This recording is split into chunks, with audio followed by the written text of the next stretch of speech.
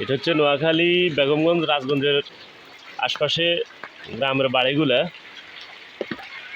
এই যে সমস্ত বাড়িগুলা একদম পানির মধ্যে, পানির নিচে ঢুকে গেছে। তো নিম্নবিত্ত ঘরগুলা পুরে ঢুকে গেছে। এই যে ইটের মধ্যে সবাই ইট দেখা যাচ্ছে, ইটের উপর তক্তা দিয়ে তারপরে চলাফেরা করতেছে।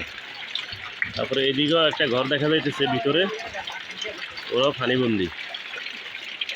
এই যে সমস্ত ঘরগুলা, এই যে ছোটোখাটো বাচ্চাগুলাকে নিয়ে বিপদগ্রস্ত সবাই।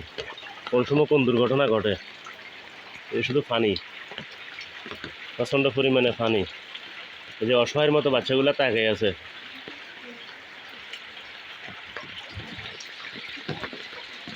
এই যে দেখছেন সব পানির তলে ঢুকে গেছে। এই যে ঘরগুলা সব পানির তলে ঢুকে গেছে, হাঁটতে পারতেছি না। ওই যে পানির মধ্যে প্রচণ্ড পরিমাণ পানির নিচে গর্তগুলো আছে, হাঁটতে হাঁটতে গর্ত হয়ে গেছে।